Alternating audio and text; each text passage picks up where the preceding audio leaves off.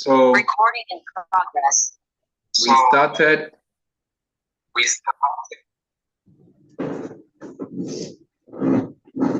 started our topic on the comparative method last week.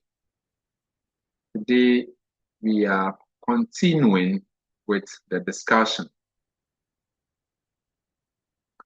Comparative politics. So last week we talked about the three main traditions of comparative politics.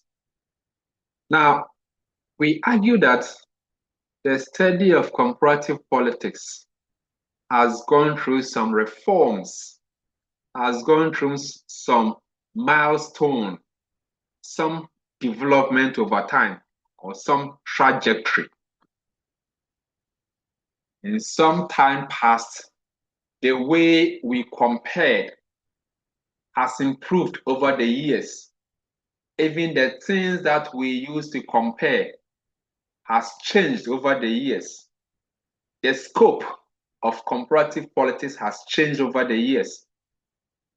The things that we focused our attention on as comparativists has also changed over time.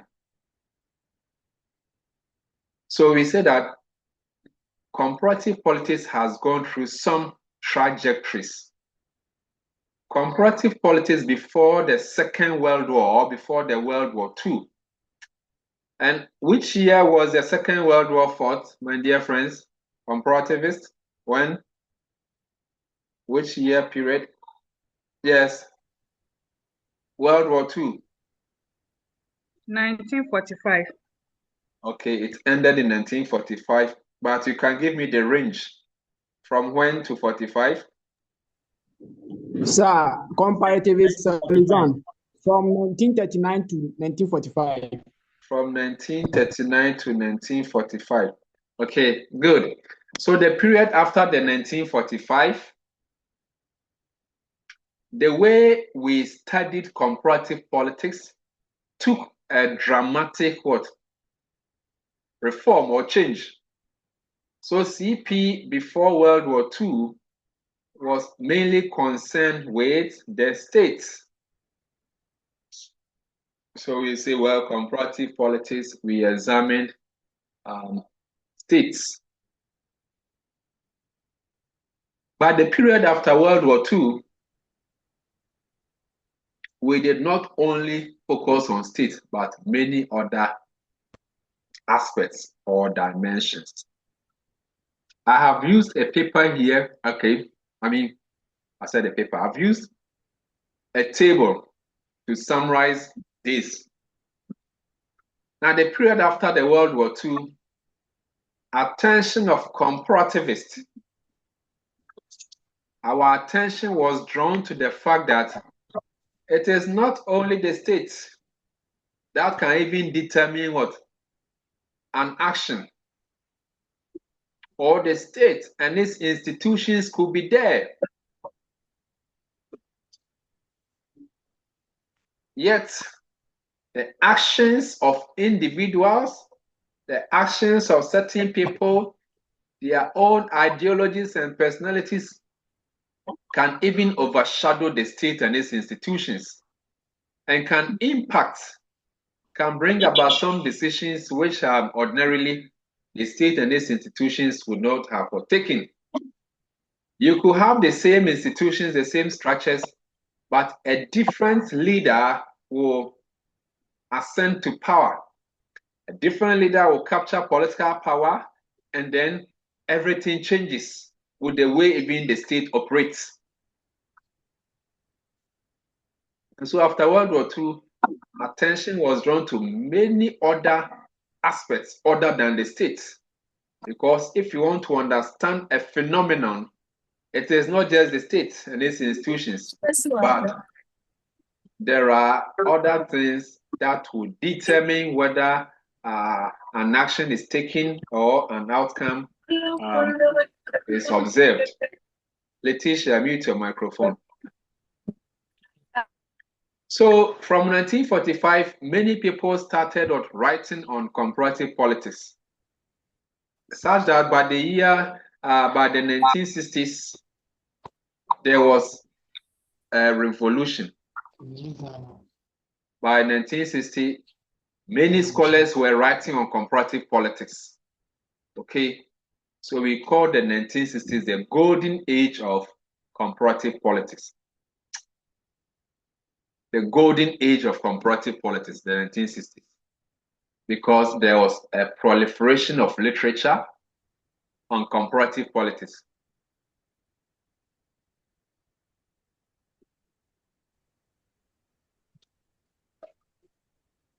I've used this table to summarize the nature of comparative politics before the Second World War and then after the Second World War. So this is the period we call the behavioral revolution. The period before the Second World War, what was the nature of comparative politics? I have used this table to summarize. So before then, our unit of analysis was the states, but the period after the World War II, our focus was not just the states, but the entire political system. My dear friends, when we talk of a political system, I will show you what a typical political system means. Okay. Political system. Where is the blank page? This one cannot share. Okay. Oh well. But when we talk of a political system, I had wanted to draw something for you to see. But a political system has several parts. We have the input mechanism. The input mechanism can be in the form of demands that the people in society are making to government. People are making complaints. Some people are also supporting the government. People are making demands. Teachers are threatening some strike or some demonstration. Opposition is also, talking about the tribunal bill which is passed, and a whole lot of people are making demands. Now, these demands that individuals and collective actors are making, they are part of the input function. So they are making input into the system for the state to consider. So the input can be in the form of demands or support from individuals and collective actors. They can be trade unions, civil society, religious groups, students' unions, workers, think tanks, pressure groups, opposition parties, and the rest. Input. Now, once they make input, this one goes to what? To the state or the state and its institutions. Sometimes people will make a demonstration and then towards the end, they present a petition to the minister in charge.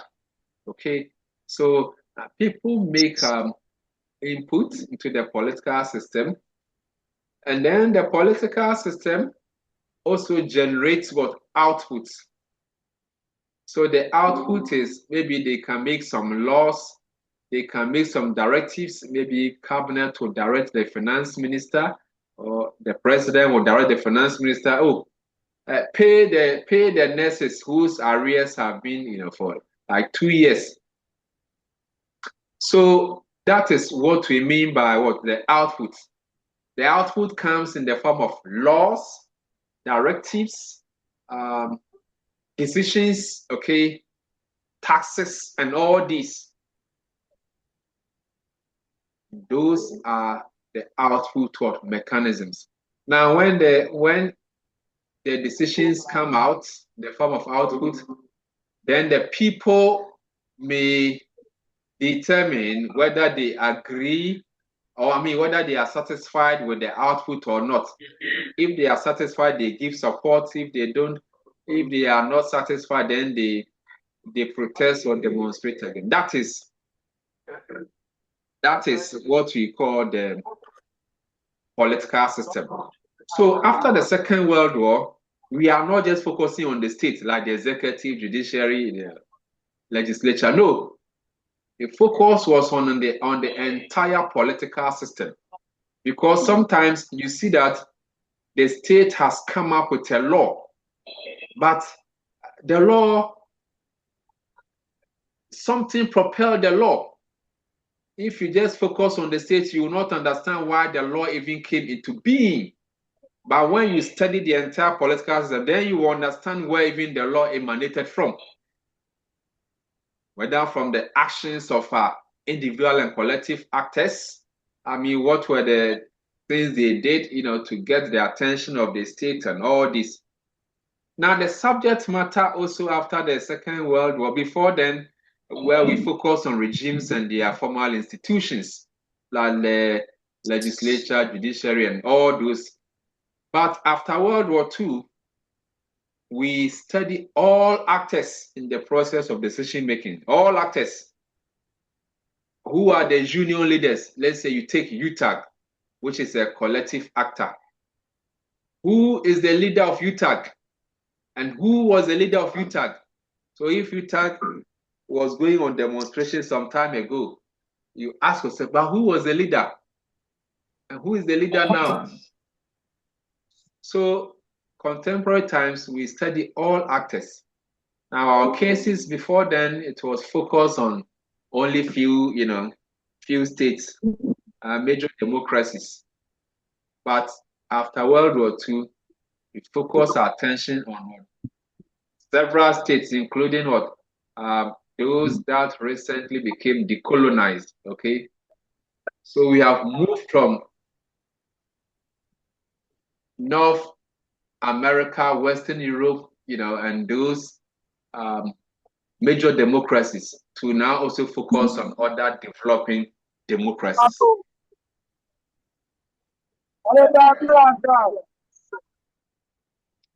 Okay, so go through the table and then just keep yourself, what do I say? Yes, keep yourself updated with regards to the various dimensions and how they changed after the behavioral revolution, after the World War II. But all that we're trying to say is that there was a fundamental shift. There was a transformation with regards to how we studied comparative politics, the period after the Second World War. Now let's look at types of comparative politics. Types of comparative politics. We have case study where we usually take a single case, usually focus on a single case, and then do a detailed analysis of that single case. It is what? It is usually a single case, but sometimes you can have more than one case, okay? But it usually may be one case. Now, it is one case, but comparative in nature, because you are comparing that one single case to the bigger category. Let's say you are talking about democracy in Africa, the experience of Ghana. Now you are doing what? An in-depth case study of Ghana. Then why is it comparative in nature? It is comparative because you are comparing the Ghanaian situation with the overall democracy in Africa. So you study a single country with what? With wider significance. So you see that, well, whilst democracies in Africa have been reducing over the years, Africa is mostly, marked by authoritarian regimes and then hybrid regimes. or even many democracies that were functional democracies today, they are only competitive authoritarian regimes. However, the Ghanaian situation presents what? A great contrast. Ghana has a constitution that limits the scope of the executive, gives more rights to people. And I mean, so you see, you focus on only Ghana, but then you are comparing the Ghanaian situation to the wider African outlook. That is why it is comparative in nature, even though it is just one case. Are you with me? Hello, comparativist. Hi, we are with you, our chief comparativist. All right, Dion. Yes, Dion. Good. Now we also have qualitative study. With qualitative study, we take only a few number of cases and we do holistic comparison of these two or more cases within their natural settings. So you usually go to the field and then interview the people in their natural setting. If it is their homes, you are there with them. As and when you are interviewing them, you are also observing, their environment, their surrounding, and they are all part of the data you are collecting because they help. So the number of cases with qualitative, small number of cases. That is why you have a small n. The n denotes number of cases. So let's say you take 3 cases, like say Yeboah-Assiamah, Ablekuma, and Abokobi. Okay, you are studying, a phenomenon, and you are taking three cases. You study this in their natural setting. You go to these respective communities to engage with the people or interact with them and take data. We have quantitative method, which focuses on large number of cases. Large number of cases. So you can take as many as possible different cases, and then you focus on certain variables. You do statistical assessment of the relationships between the variables, and then you can draw some conclusion. Our topic on democracy, we will make use of large data sets. Okay, the Economist Intelligence Unit uses quantitative means.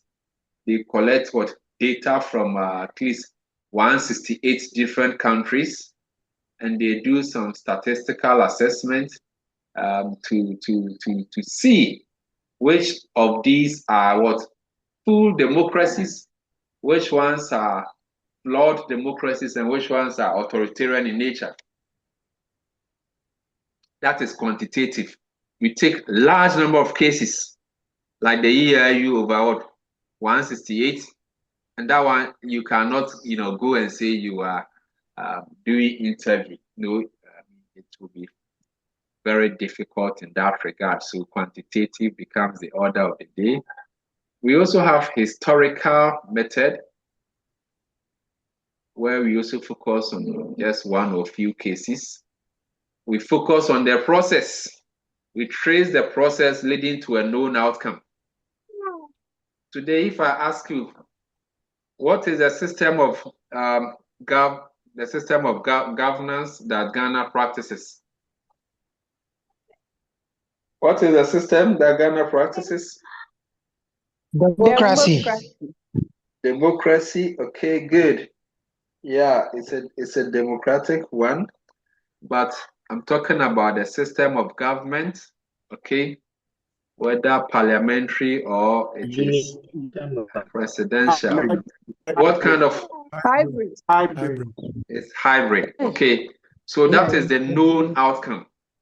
Today, at least in the Fourth Republic, Ghana is practicing a hybrid of the presidential and parliamentary, which some literature will call it the new presidentialism. That is a known outcome. But how did we get here? Yes, who can tell me how did we get here?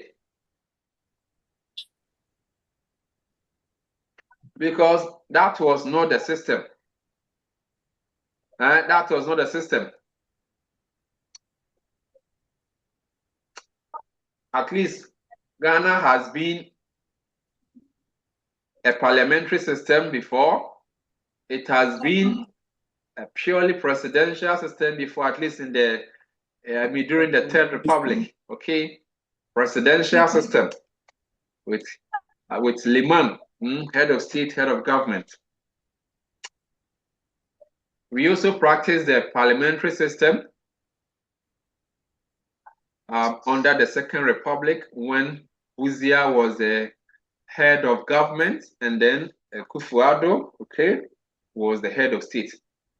But going into the Fourth Republic, we try to combine the two. It's like saying, we've tasted wine, we've tasted water, and well, we know, the differences, amongst the two.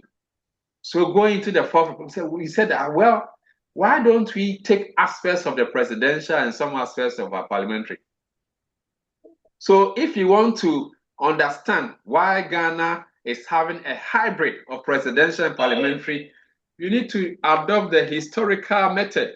You need to trace the processes. What were the things that occurred in the past?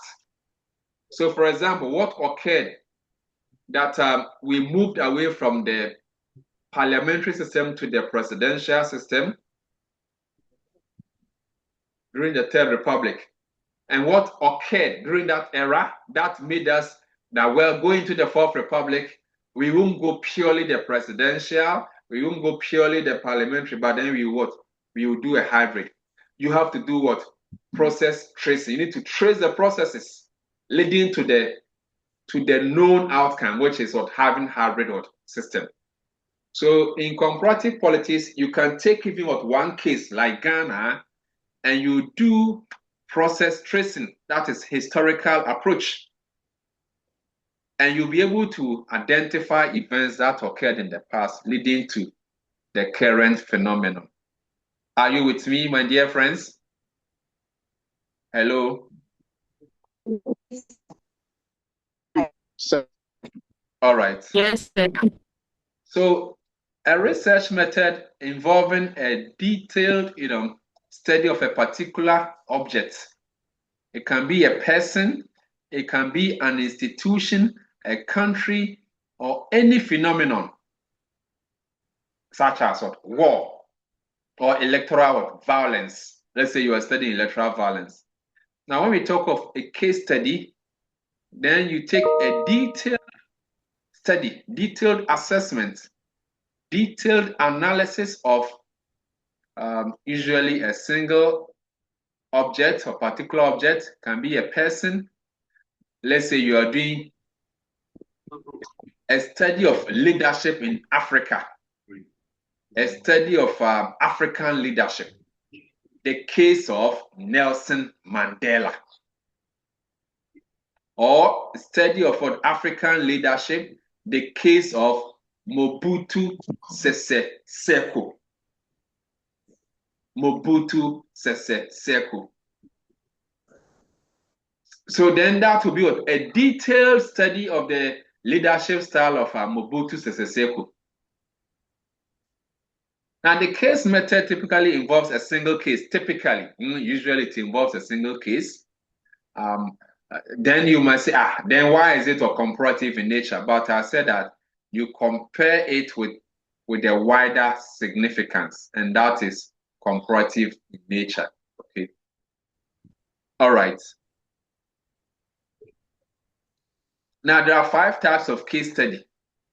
We have the prototypical case study.